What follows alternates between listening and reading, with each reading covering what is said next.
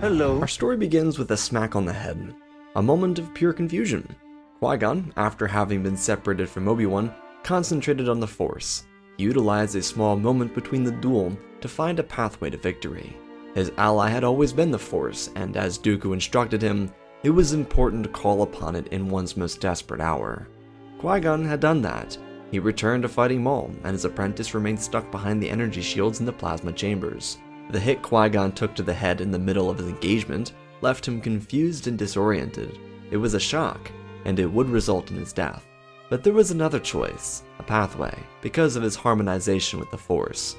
Qui Gon staggered and saw 5 Force priestesses surround him as time slowed down. His head thumped heavily, and they spoke quickly and effectively. They told the Jedi Master that he had a choice. He could become one with the Force in this moment, or he could assist the future. His loss here had already been set into action. There was nothing the priestesses could do to reverse that. They, though, could provide an avenue. Qui Gon asked what it entailed, and briefly they explained that the boy he rescued would have twins, beings of incredible power. They needed to be changed, because Anakin Skywalker would fall to the dark side. This continued to confuse Qui Gon, but one of the 5 told the Jedi Master to make his decision now. His harmony with the Force had given him a second chance, but it would not be eternal. He looked at them and nodded his head. He would train the children. His soul, as a result, exited his body, and he watched Maul drive one edge of the saber through it. Qui Gon blacked out. He didn't see anything after that. He had failed and died. The fate of Obi-Wan, Anakin, and everyone else he cared about was left up to the will of the Force. What Qui Gon didn't know, and what the Force priestesses knew by offering this, would happen, and it changed some minor things. While Qui Gon still died and Obi-Wan still won, these changes wouldn't be implemented until after the Clone Wars started. At the end of the conflict, Yoda went on a spiritual journey thanks to Qui Gon's Force spirit interacting with him. But without Qui Gon, this time around, Yoda would never interact with the priestesses, nor would he visit Morabon or learn of Dagobah. The future of Yoda's life had been rewritten, and so, inside the medical bay at Polis Massa, Obi-Wan and Yoda made a decision. The Jedi Order had been destroyed by Order 66, the future left in the balance, and Emperor Palpatine loomed over the Galactic Empire. Bail Organa told the 2 Jedi to not pursue revenge, but this was not revenge. Even if they died, they could hopefully take the Emperor with them. They quickly abandoned the medical hall, giving Bail one request: raise the twins in secrecy. No one would connect the twins back to Anakin or Padme, so in the circumstance that they did die during this battle, Palpatine shouldn't form an interest in Brea or he on Alderaan. Adopting twins from an orphanage made logical sense. Plus, Alderaan had taken in over 20 million refugees from the war. It would encourage the population to do the same into their own homes. If the Queen and Senator were adopting from the pool of newly welcomed citizens, then why couldn't everybody else? Just a moment after Obi-Wan and Yoda disappeared, Qui Gon Jinn fell down the steps and into the corridor Bail stood within. The Jedi Master held his heart and then rubbed his aching head. The medical droid rushed to his side, and Bail pulled out a small pistol and pointed it towards this new individual. Organa was familiar with the name of Master Jinn, but he had never had a chance to put a face to that name. Qui Gon died before he ever became an elected senator of Alderaan. Their fates were separated by just a few short months. As Bail was friends with Obi-Wan, he would have been friends with Qui Gon, and he at this moment demanded to know who Jinn was.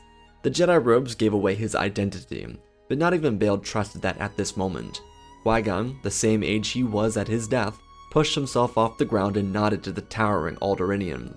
A few questions were exchanged, more or less exposition.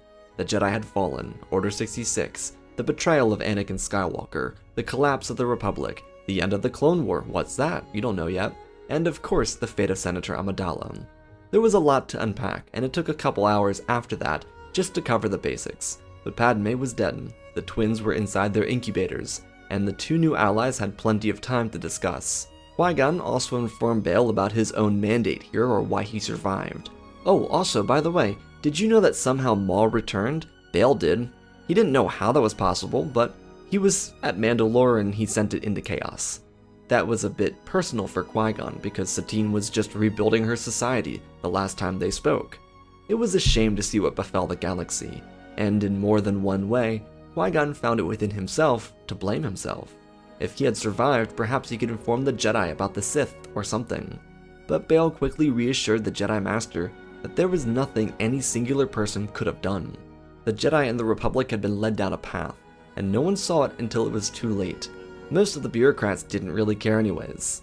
Well, that left Master Jinn with one more question, the twins. He had told Bail about the priestesses, and Organa reluctantly showed the twins to the Jedi Master. Qui Gon was instructed to train them, and he didn't fully understand why he had been given that second chance. But that led to Bail worrying that it was too late for the other Jedi. He tried to get into contact with Obi-Wan and Yoda, but it was impossible, because they cut off all outside communication. Yoda was starting a battle meditation.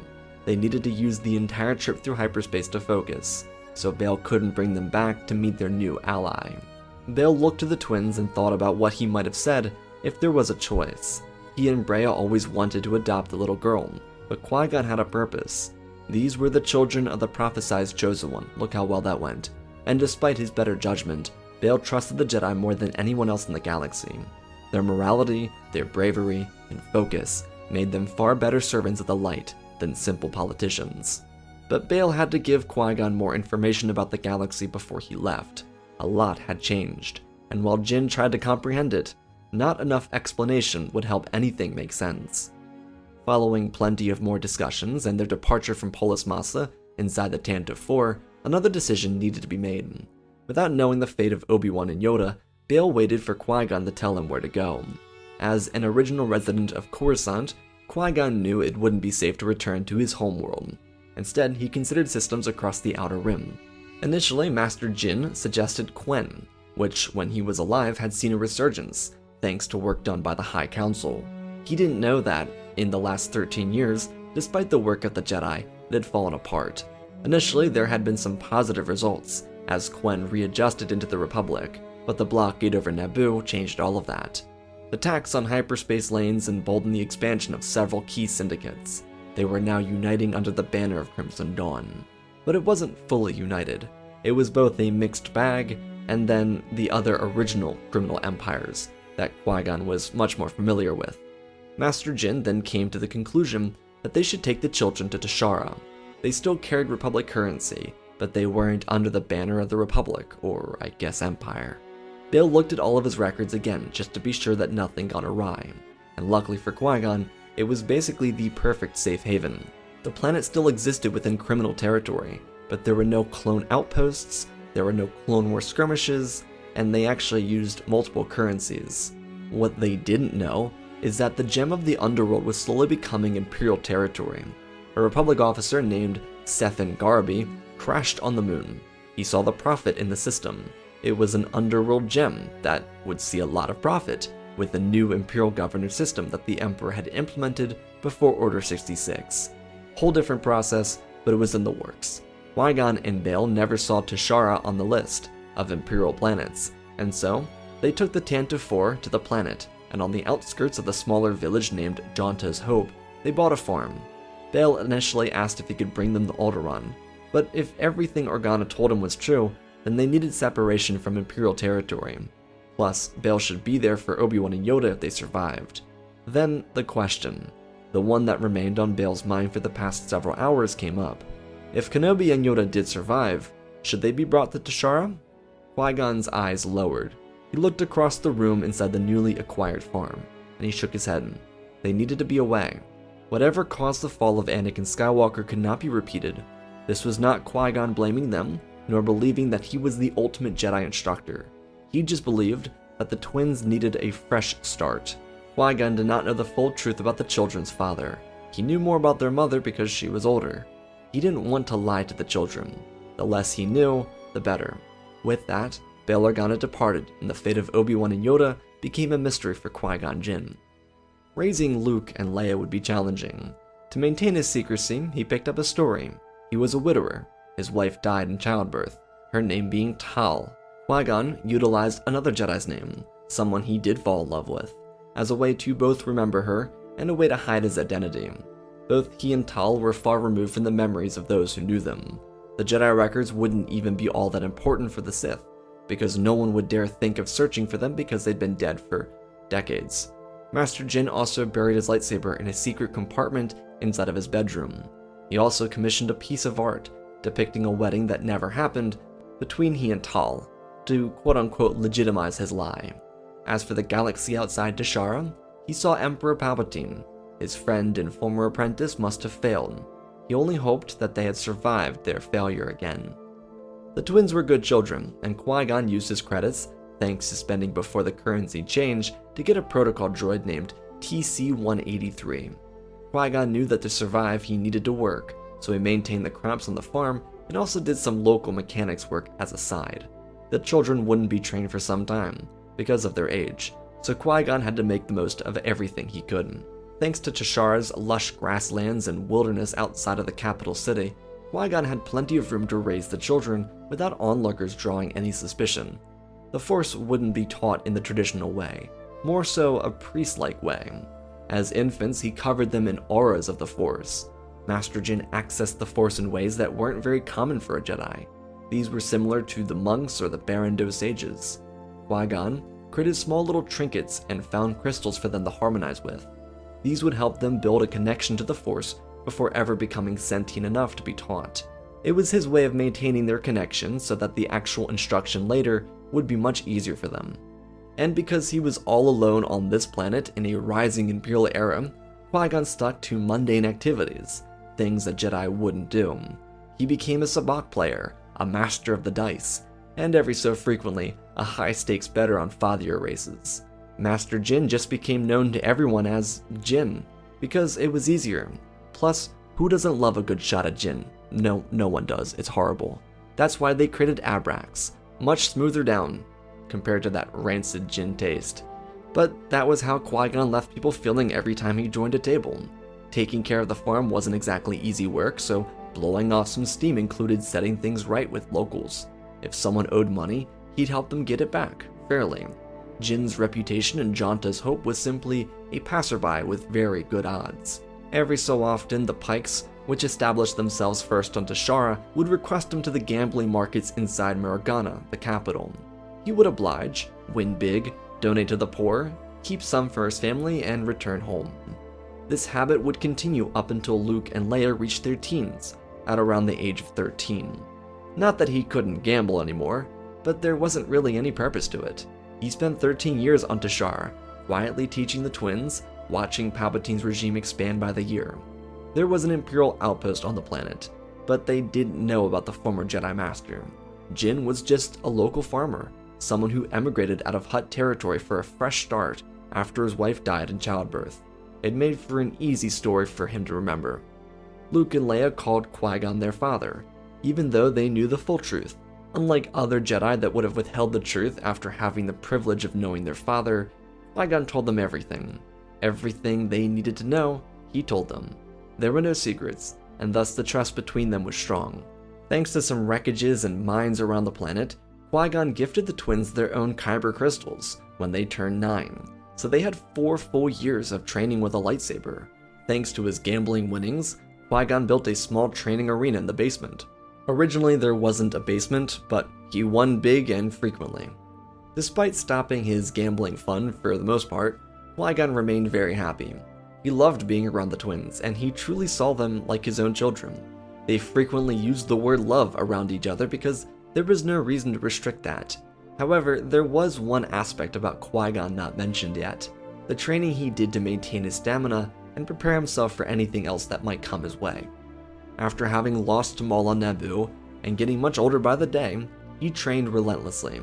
He was 61 at the moment. That was pretty old. But even Dooku, in his 60s, was one of the most efficient Jedi Masters in the entire Order. He could wield a saber unlike anyone else, and it became Jinn's focus, quietly, for the last 13 years to build himself up, starting from nothing.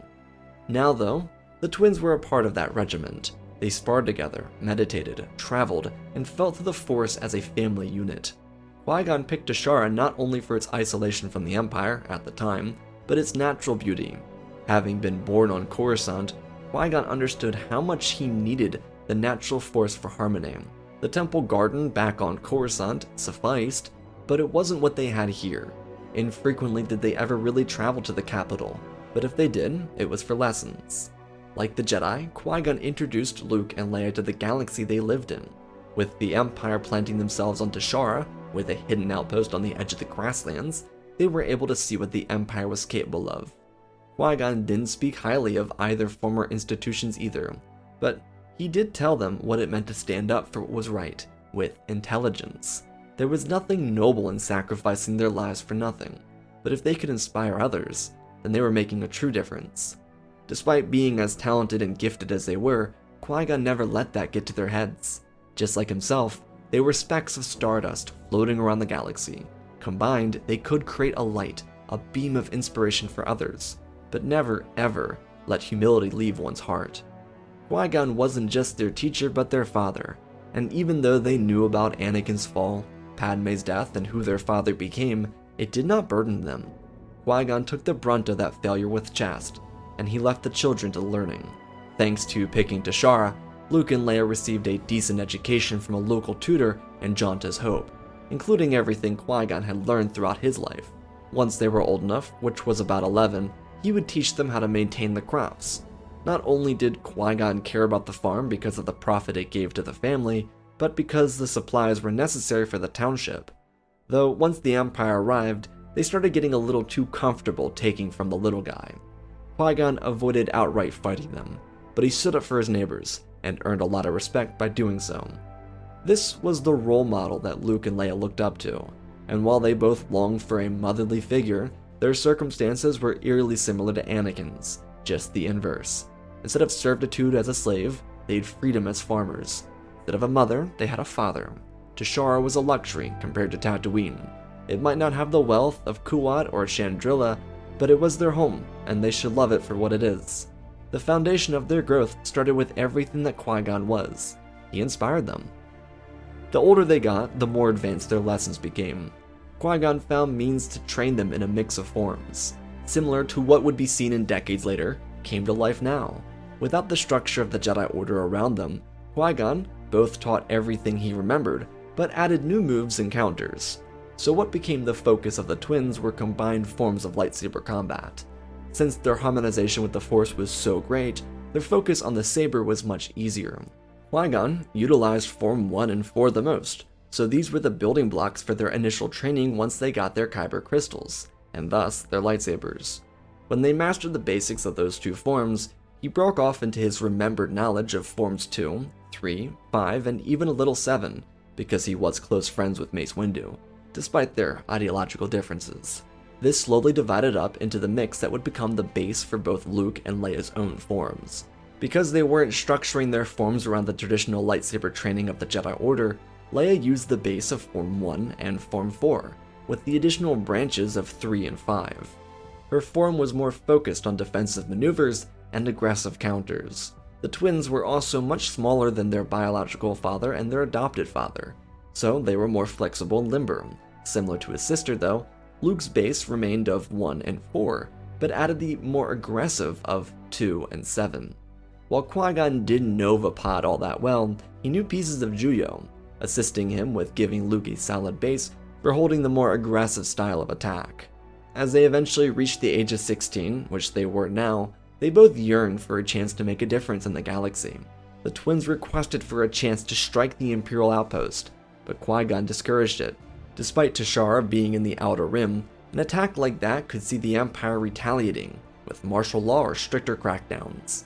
He believed in them, and in their hearts, but calculated strikes would always make the difference over aggressive without strategy.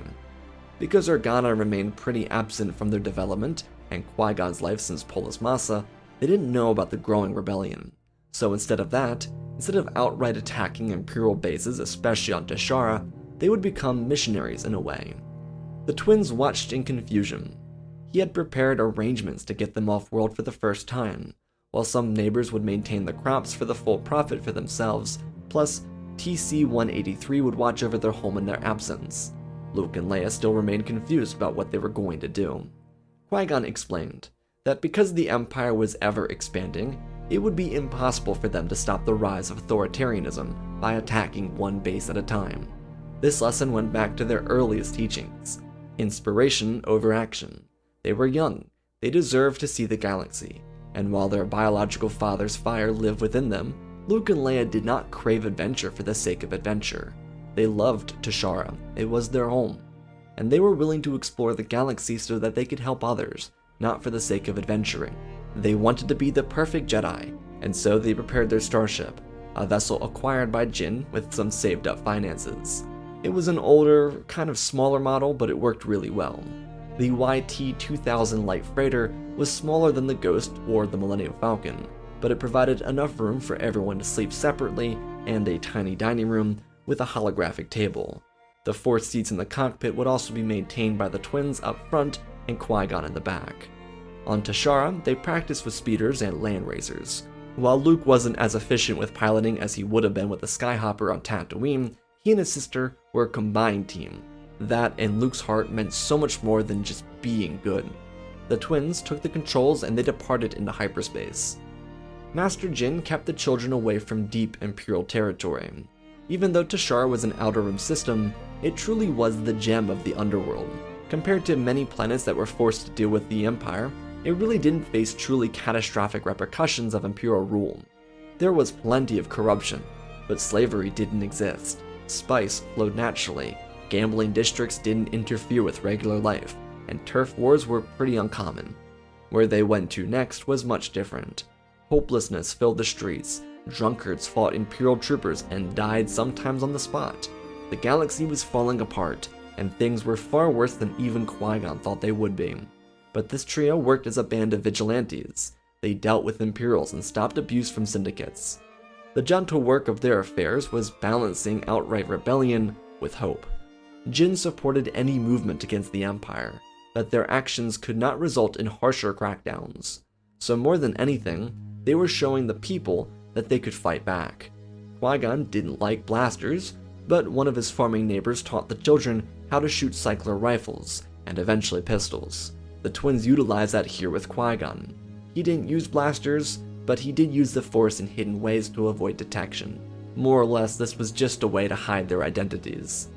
For months, this type of work would continue. The trio would bounce around systems, helping dozens of people per day, and leaving, never to be seen again. This was an honest way to inspire the little guy, which was their focus.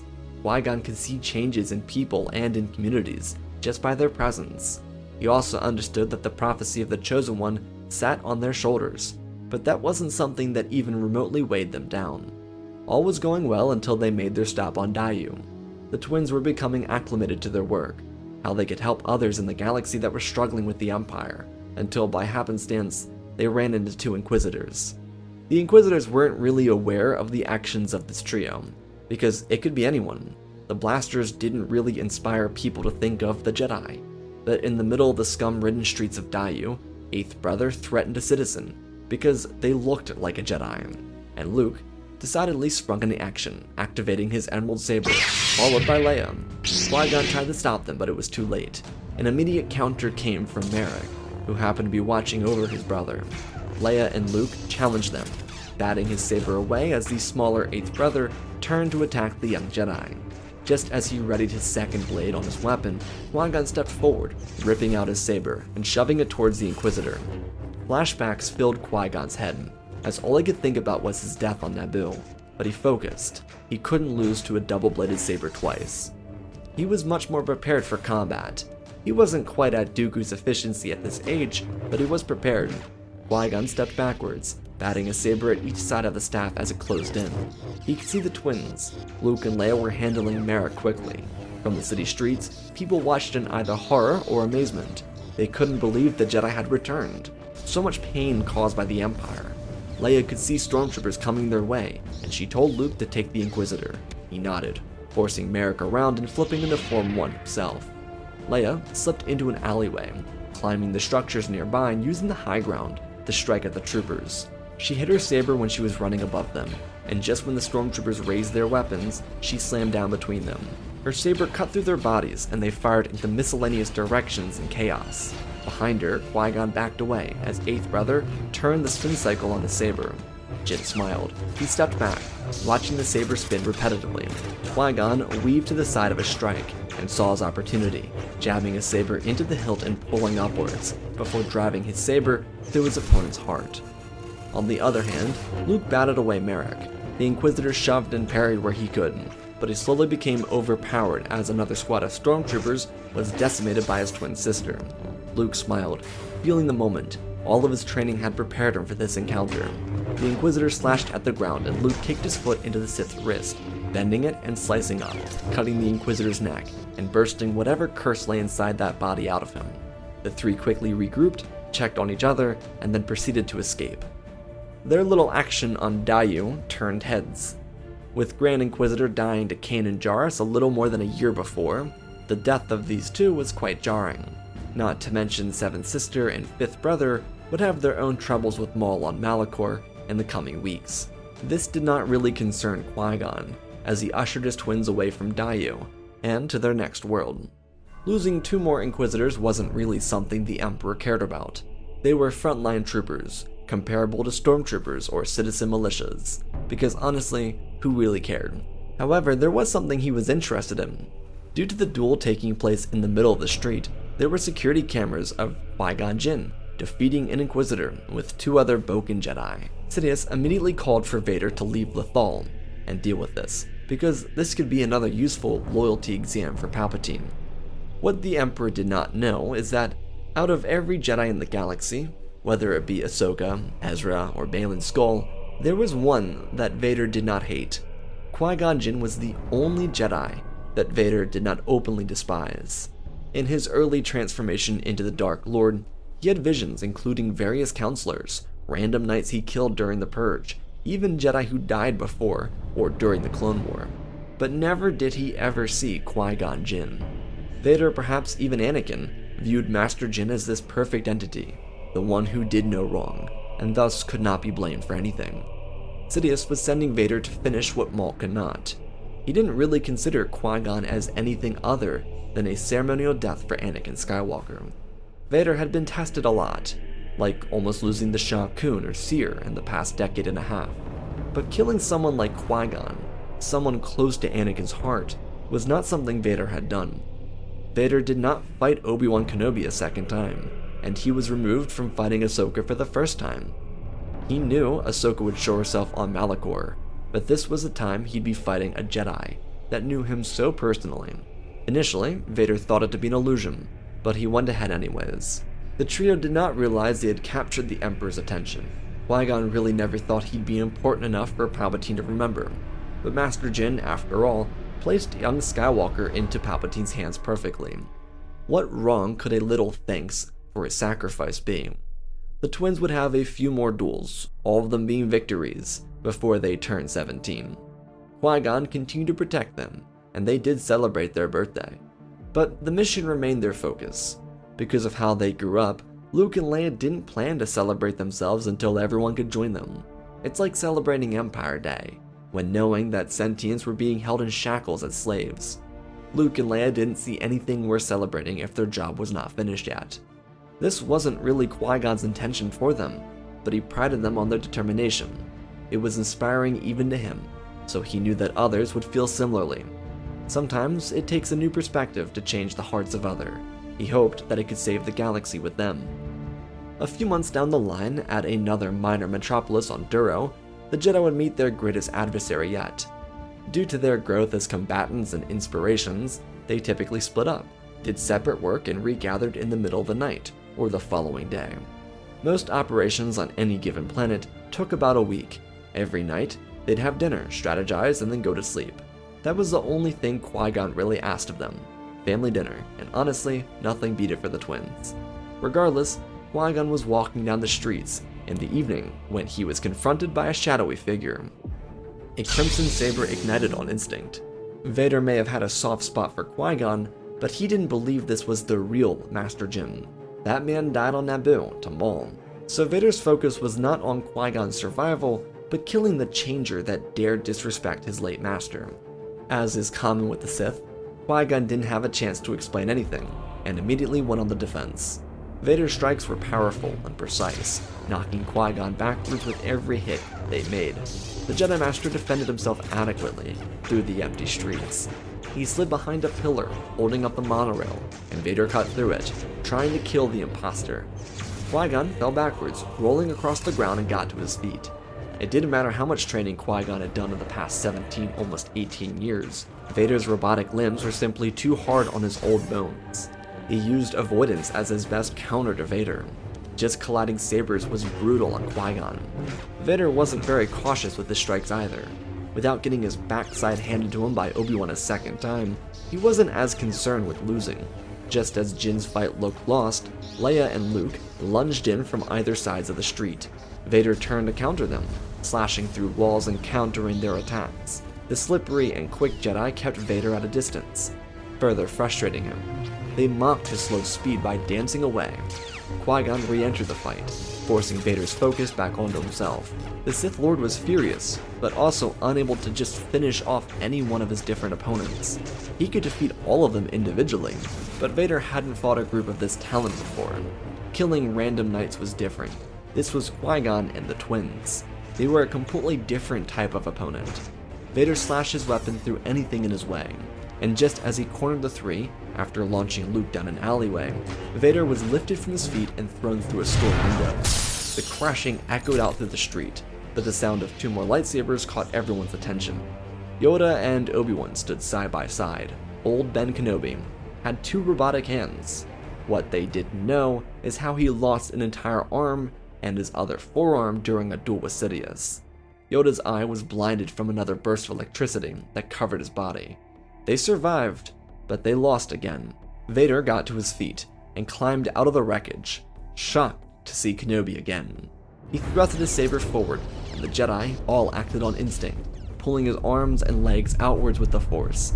Vader crashed down on his knees and squirmed, but the Jedi were all too powerful. They restrained him against the ground, and he howled in anger, demanding his freedom, but he was silenced by Yoda, shutting down his voice box. Ben asked first, how did Qui-Gon survive? And he told his former apprentice that it was a long story. But first, the fate of Vader. Qui-Gon also introduced the twins before confronting their opponent. Qui-Gon didn't pity him, nor did he feel bad for him. Anakin's actions had done this. Blame could be passed off on any number of people, but at the end of the day, his actions did this, and as a result, he lost out on the greatest treasure ever, raising his own children. Vader was still restrained, so all that he could do was watch the twins hold him back. They didn't really struggle that much. They had a lifetime full of Force-focused training. Vader was simply being withheld by all of them. Ben and Qui-Gon switched back and forth when it became real to Kenobi that his master was alive. Qui-Gon didn't want to kill Vader, but they had no other choice. Luke wasn't going to save his father because he hadn't developed a need to just save his father. The oppression they had been fighting for the last 2 or so years was a result of his father's actions. They couldn't just be forgotten because they were family. Vader's head tilted around as Yoda used the Force to subdue their captive, knocking him unconscious, and his body fell limp on the ground. Having lost their duel with Sidious, and not knowing where the twins went to because of Bail not telling them, Yoda and Ben were forced to continue training. Qui-Gon's ghost would have given Yoda instructions for hiding, but without it, they were a duo of vigilantes, training for their final fight with the Emperor. They had gotten close to assassinating him, but that was yet another failure. It truly felt like the Emperor was unstoppable. He had too much plot armor, too powerful. The Jedi would drag Vader out of the streets and begin their own discussions. They had a lot to catch up on. The twins were very aware about their father's, who they considered their real father, decision to take care of them. They knew Qui-Gon withheld the Jedi from finding them, and that Bail refused to tell the Jedi. Yoda and Ben had severed their connection with Organa as a result, but now it kinda made sense. They weren't necessarily mad at Qui-Gon for being so quiet about all of this. The Jedi needed to be involved in less, and this was better, clearly, as Luke and Leia were fine Jedi, probably better than them. Yoda and Ben were very jaded from the war and the purge. They wouldn't have given the love that the twins needed to have. They would have prepared the twins for combat, for war, and they would have been fine warriors but not good Jedi. Qui-Gon did for the twins what Kanan did for Ezra and the Ghost Crew. Love was foundational to a Jedi's existence. What the Jedi did not know is that Yoda's little subduing wore off pretty quickly. Vader was still restrained, but not actively by the force of the Jedi. What mattered more than anything was what he heard. Vader would have been more inclined to abduct his children into the dark side. but just hearing Qui Gon talk about the light and what he did for the twins really just hurt him more than anything.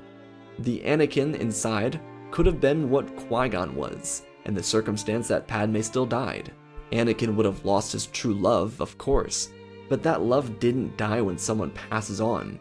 It morphs and transforms into new forms, many of which are unforeseen until they come to life. Vader was left with that reality of what he could have been. He listened and quietly agonized over what he should have been. What if Anakin just hadn't gone apeshit insane? He could have at least had these wonderful and remarkable twins. They spoke with such elegance and love, and even though they did not care for him, they weren't vengeful. They weren't attempting to murder him for what he took from them. He was a sore thumb in the family too. Shmi was selfless, despite a life of slavery. Padme dedicated her heart to the Republic and its people, and the twins, well, they were the best attributes of everyone, including himself. Vader, after listening for over several hours, realized why he failed, why Padme died, and what needed to be changed. So, he eventually revealed that he was awake and made a proposition. At first, the Jedi'd be skeptical, but an agreement would be made. A move would follow, and the greatest surviving warriors of this era would leave Duro for a final stand on Coruscant. Luke and Leia were the future, not of the Jedi, but of the galaxy, so a decision was made by Qui Gon. The twins were to be protected if need be. That meant for anything. The Jedi had no problem with sacrificing themselves at that proposal. When they arrived at the Imperial Palace using Vader's shuttle, he entered first. The Emperor was sitting peacefully on his throne, and he saw his apprentice.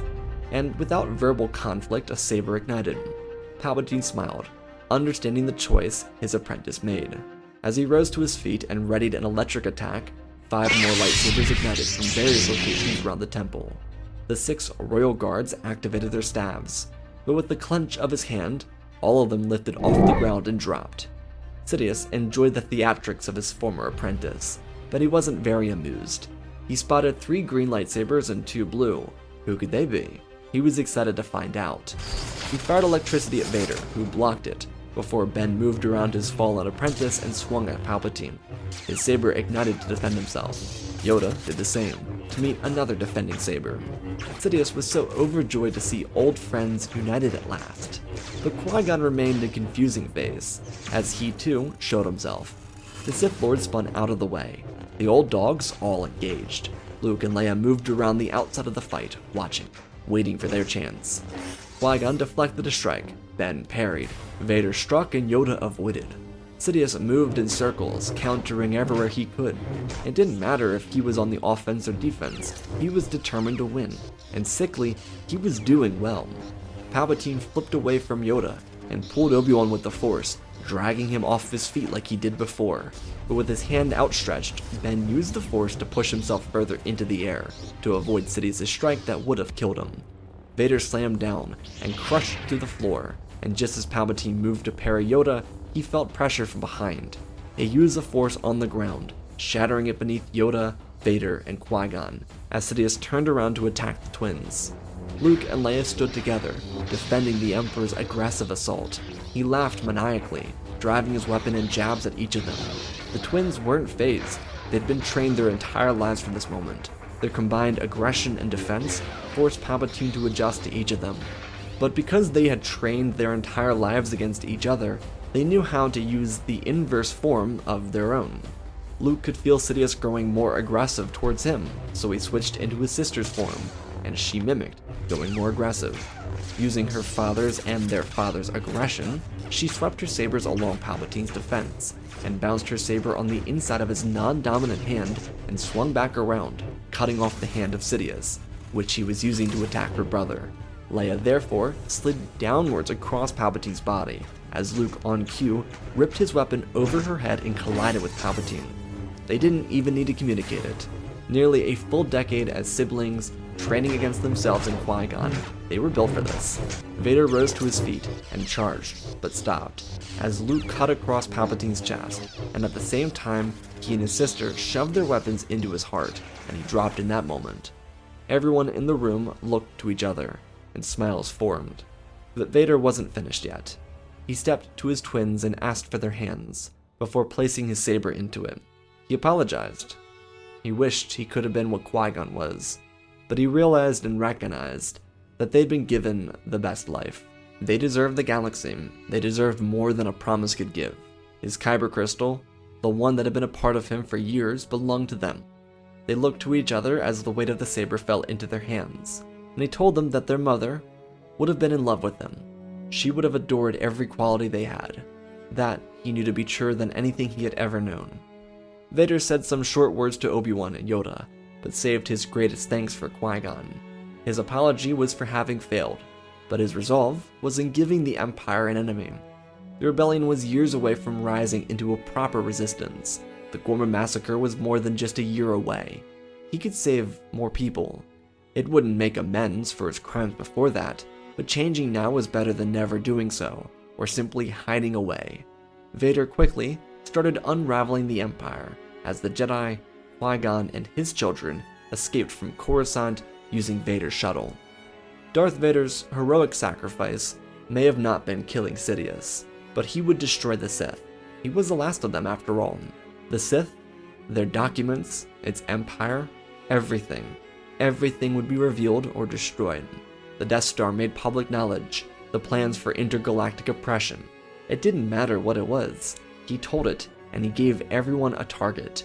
He was the enemy to the rebels, to Imperial purists, to Palpatine loyalists, the Senate, and anyone else who really lived in the galaxy. There wasn't a soul who paraded their pride for Vader. Everyone in some capacity wanted him dead, just for different reasons, and very quickly, that would turn the Empire in on itself. Palpatine was needed for the structure. No longer did that structure exist. Vader's fate, though, would be unknown. If he died in a final stand at the Imperial Palace, if he was responsible for the coming destruction of the Death Star, perhaps even the collision of two Imperial Star dreadnoughts, no one really knew. And that was perhaps the point, because he never had a confirmed death. The Empire continuously tore itself apart to find him and destroy him, believing that the other side was holding him and protecting him. Luke may have not developed a complex to save Vader, but the twins' love and compassion gifted Anakin the fortitude to make a choice not for himself for once. Vader's actions after Palpatine's death weren't for anyone other than his twins. He wanted them to have a new galaxy, one that actually benefited the people. Anakin recognized that, maybe a little too late, but he made the decision to change it for the better. If he survived or if he died, an ultimate sacrifice would remain a mystery forever. On Tashara, the fate of the Jedi Order would be decided. Luke and Leia did not care about the old order. Their loyalties were to the Force and to their adopted father. Qui-Gon let them make the choice for themselves because it was their choice, but he would remain on Tashara to fight for the people, as they'd been doing everywhere else. With the Empire leaving the system to maintain rule in the galaxy, the crime syndicates would try to creep in. Obi-Wan and Yoda would learn that Luke and Leia had no interest in becoming Jedi, so the Order would rebuild across Tashara. Kenobi and Yoda found individuals willing to join. While limited, it was a start. Kanan and Ezra would remain on Lothal, neither of them dying or getting sent away, cultivating their own family. Cal and Merrin would similarly build off their family unit. The path was full of Boken Jedi, creating homes for themselves everywhere. But there would be those still willing to join the old order. It, however, would not be the same Jedi as before. Qui-Gon's influence over the twins led to important reform that would see the Jedi sect grow long after Yoda and Obi-Wan passed away. Until then, though, former masters and apprentices would reunite. Obi-Wan, Qui-Gon, and Yoda had many stories to share, and nothing kept their old hearts beating like watching Luke and Leia inspire the galaxy. There were billions of people ready for change, and they were the anchor for a lot of it. People would follow them, and they would lead. It wouldn't be a religious movement, nor militaristic, but a societal one. They walked the path of the Jedi, understood the people, saw the dark side, and came out without buckling. Luke and Leia were the twins that would change the galaxy. What Vader set up for them after the Emperor's death would turn the Skywalker twins into household names across the stars. The family of Qui-Gon, Luke, and Leia would only grow stronger as they cultivated the galaxy to see hope and build around a strong and stable future for everyone. And that, my friends, is our story. And special thanks to all the patrons for supporting the channel. Smash that like button. Let's talk about the story. This is a wholesome PP story. Putting Qui Gon in this era was just something that felt right. I can't remember if I saw this in the comments or not. I don't know. I got like really psyched when this idea popped up, whether I saw it from one of you guys or I was just like, wait, hold on, let me cook. It could be either or, honestly. And putting Qui Gon with Luke and Leia, it's such a unique dynamic. We always see, Qui Gon and Anakin. I did that a long time ago. It's very common idea. So like putting with the twins, just like in away from the Jedi Order, there's just so much possibility there. And I thought, starting with Tashara, having this Outer Rim world, letting them grow up as like a proper family unit just felt really right. I really wanted Qui-Gon to kind of dissociate from the Jedi Order. This is really just like him being their father. Like it really, like he just kind of separates from the Jedi Order, but trains them everything that a Jedi would learn. And this feels like a very Qui-Gon-like path. He's not going down the gray path. He's not just getting rid of the Jedi. He's just seeing that like what the twins need is what he's giving. He's only giving what they need, not something that he thinks they need because the Jedi said so or whatever. Like he's actively just raising them so that they can be who they want to be, and who they want to be is inspirations for the galaxy. As for Vader's turn, I wanted Vader and the whole group to kind of feel like the Avengers teaming up against Thanos. It's kind of like the whole idea there is that like they're just trying to combine their talents together to stop this unstoppable force. I really didn't want Yoda or Obi-Wan in the story. For obvious reasons, I think they would kind of bring it down. I think Qui-Gon just needs to be the anchor of Luke and Leia's development here. And that's why, Yoda and Obi-Wan don't really show up. The only reason they show up is similar to Palpatine. They see the holo recordings from Dayu. For Vader, it makes sense for him to turn. I think his turn might be a little fast. But in this scenario, he learns that he has twins, and then he's like, oh wait, there's nothing I can do about the twins being on the light. There's just nothing there. The only thing he has is, saving face and trying to make amends.